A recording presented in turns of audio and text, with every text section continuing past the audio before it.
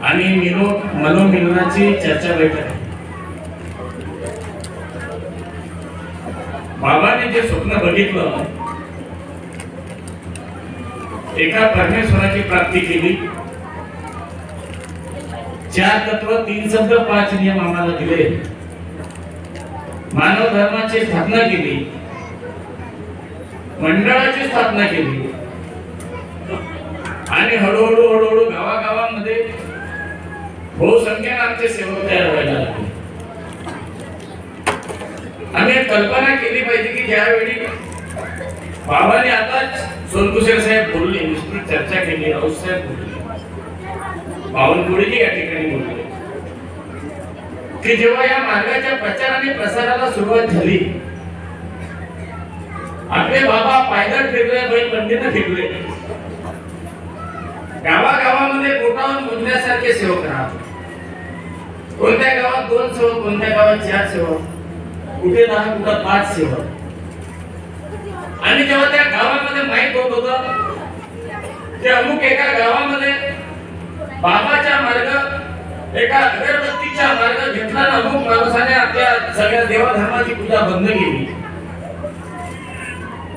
अशा विपरीत परिस्थितीमध्ये त्या परिवाराकडे बघण्याचा दृष्टिकोन गावाचा कोणता होता? आमच्या त्या जे ज्येष्ठ सेवक आहेत, आमच्या त्यांच्याकडे समाज कोणत्या नजरेने बघत होता? यांनी बाबाला सोडलं, बाबाची मुले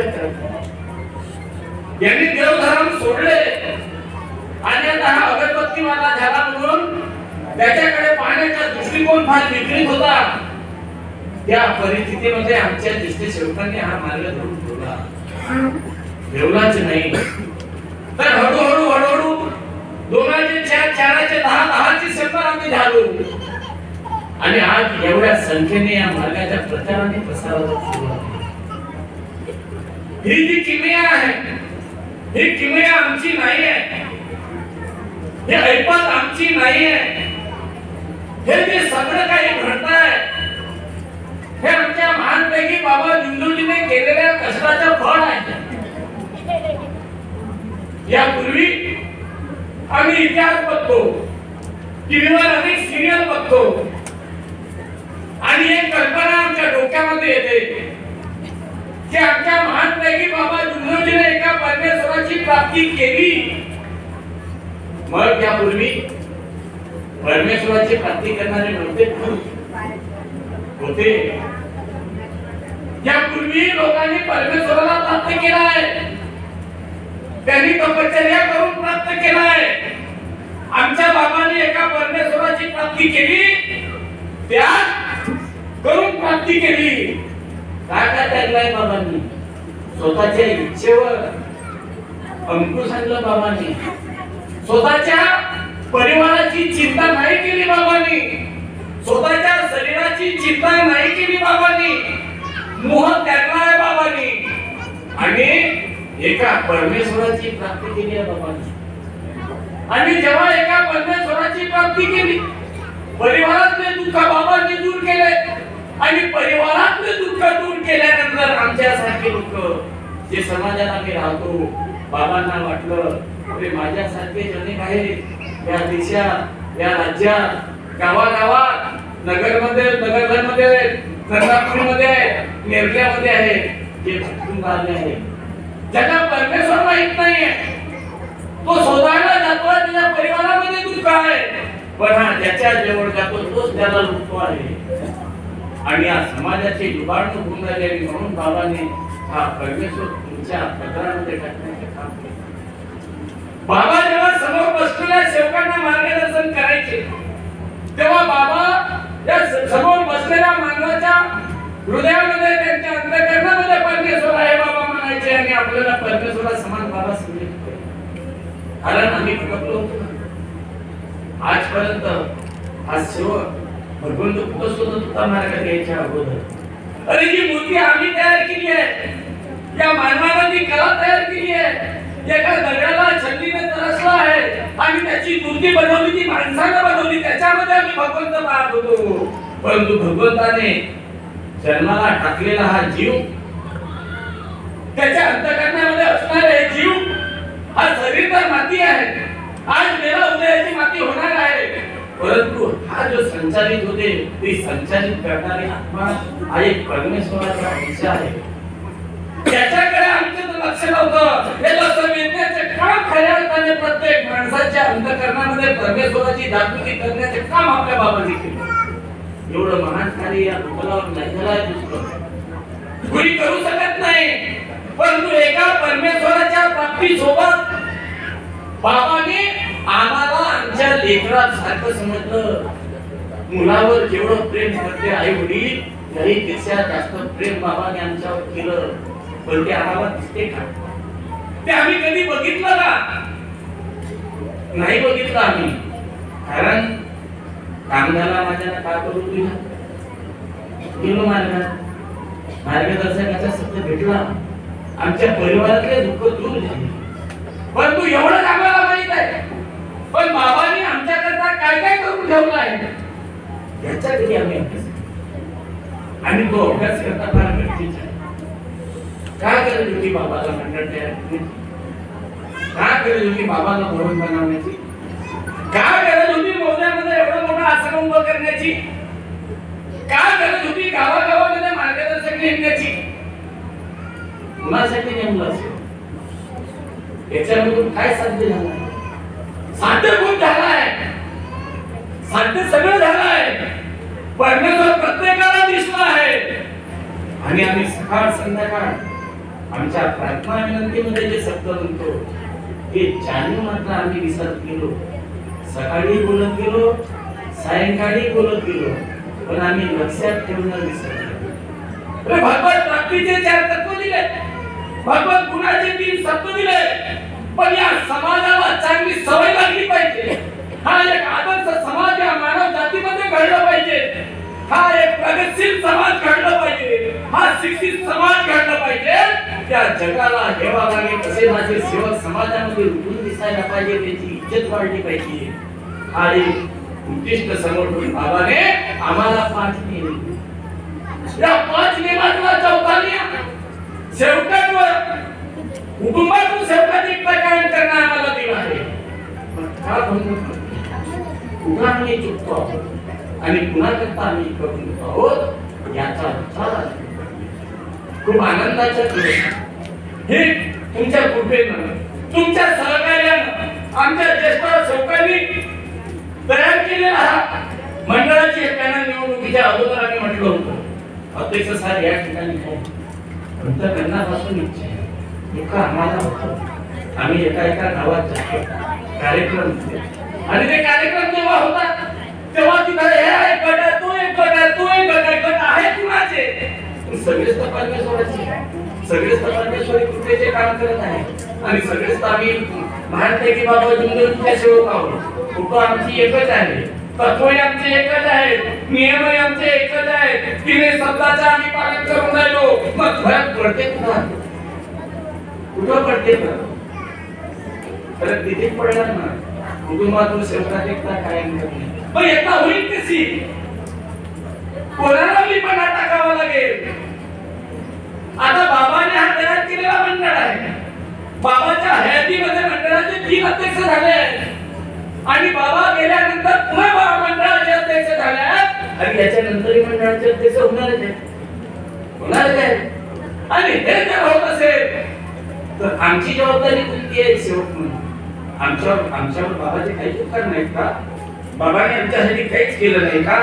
आणि बाबांनी जर आमच्यासाठी काहीतरी केलं, आमच्या घरातली देवता भूत जीव सगळे दूर केले, आमच्या घरातला व्यसन दूर बाबांनी केला, आमच्या घरामध्ये एकता बाबांनी शिकवली, प्रेम नांदायला का परमेश्वराची जागृती आम्हाला मिळाली, आमच्या लेकरा बाळांवर चांगले संस्कार झाले. मग आम्ही बाबासाठी का करतो?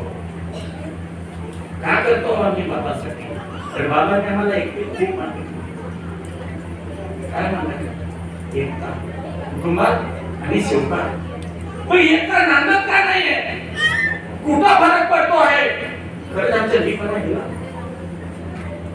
आम्हाला सत्य मर्यादा प्रेम समजलं. बाबाने सांगितलं सत्य ही भगवान है और भगवान ही सत्य है, लेकिन ये परमेश्वर को ठिकाने के लिए मर्यादा का पालन होना जरूरी है. और जब मर्यादा का पालन होगा वहां प्रेम तिथे नावाच्या प्रेम ठिकाणी वा नमस्कार. आणि हे जर आमचं सगळं खरं आहे आणि जर आमची एकता तुटली, मला सांगा, तुम्हाला 4 पोरं आहेत,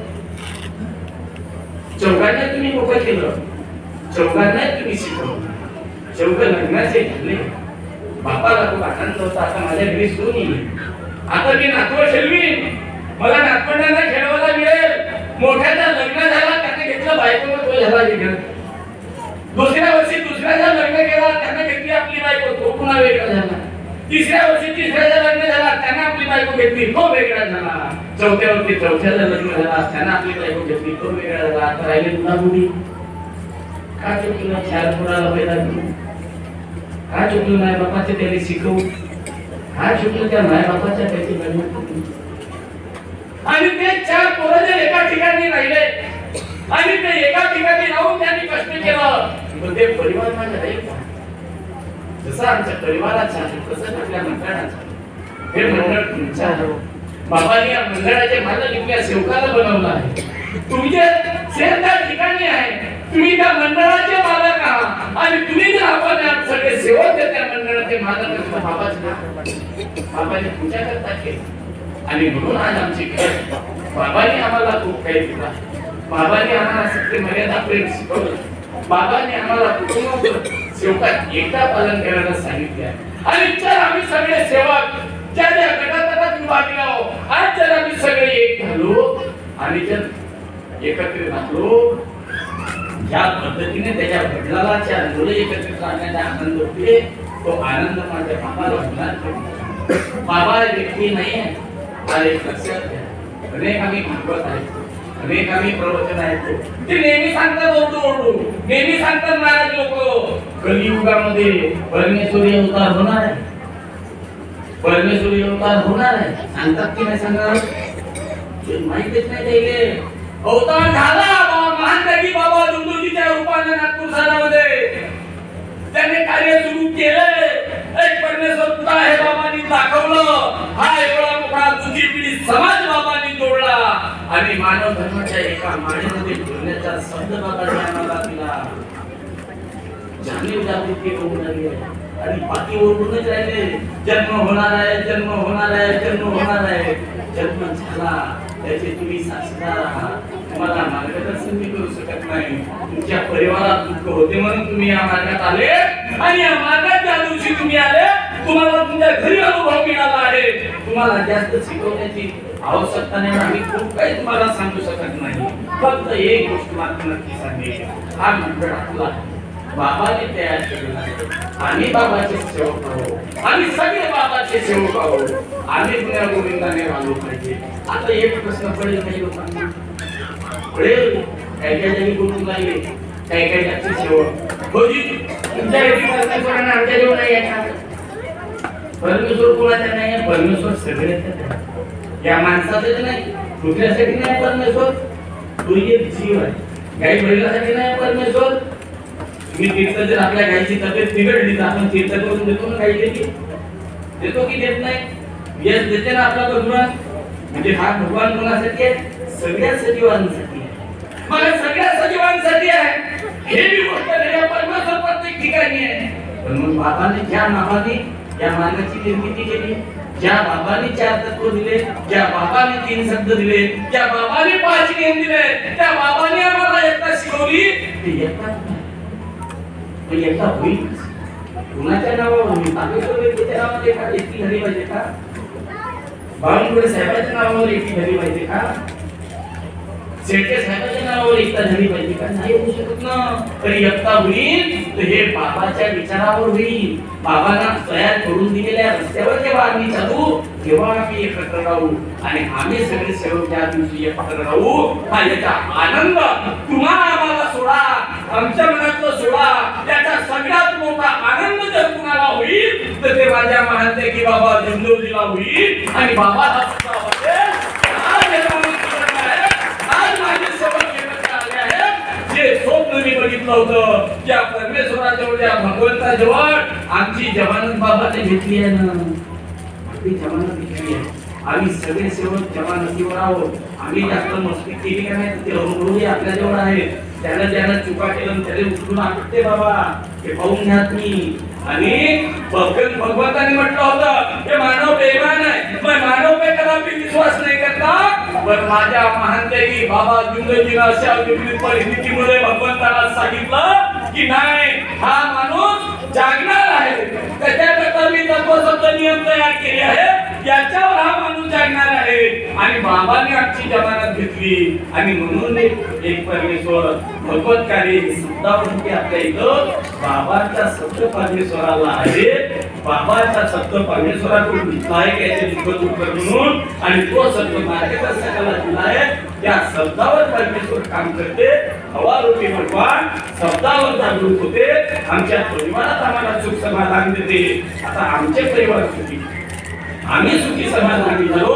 आता आमची जबाबदारी आहे की ज्या महान त्यागी बाबा जुंदोजीनं हा मार्ग काढला, एवढा त्याग केला, एवढे कष्ट केले, स्वतः दुःख सहन केलं, आम्हाला सुखी केलं. आता त्या महान त्यागी बाबा जुंदोजीचं नाव जर प्रमुख करायचं असेल तर सगळ्यांनी एका छताखाली यावं लागेल, एकत्र येऊन आम्हाला आमची एकता दाखवावी लागेल आणि प्रेमाने एकमेकाला समजून घेऊन आम्हाला पुढे जावं लागेल. या मानव धर्माची पताका या देशात सोडा हो, या विश्वाला गरज आहे.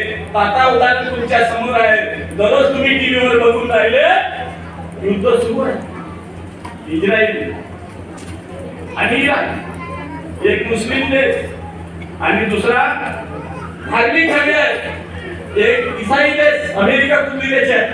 आता हे सगळे येतील. बाबांनी आम्हाला काय सांगितलं, मानव आपण सगळे माणसं आहोत. तू कोणत्या जातीचा आहे, कोणत्या धर्माचा आहे, महत्वाचे नाही. माणसामध्ये प्रेम तयार करणारं नातं माझ्या बाबांनी जोडून दिलं. आपण सगळे बाबाचे सेवक, आपण रिश्तेदारी ही जुळली आहे. या रिश्तेदारीपेक्षा मोठी रिश्तेदारी दुसरी कोणती राहू शकत नाही. ते रिश्तेदारी घट्ट कशी होईल, आम्ही एकमेकाला कसे समजून घेऊ. आणि माझ्या महानतेगी बाबा जुंदोजीने एवढं आमच्यासाठी केलं, आता आम्ही महानतेगी बाबा जुंदोजीसाठी काहीतरी करू. हा एक निर्धार प्रत्येक आपण सेवकांना करू, एकमेकाच्या हातात हात घेऊ आणि या मानव धर्माचा पताका या देशात नाही, या विश्वामध्ये मोठे करण्याकरता सगळे मिळून काम करू. एवढंच या ठिकाणी बोलतो आणि थांबतो. सर्वांना नमस्कार.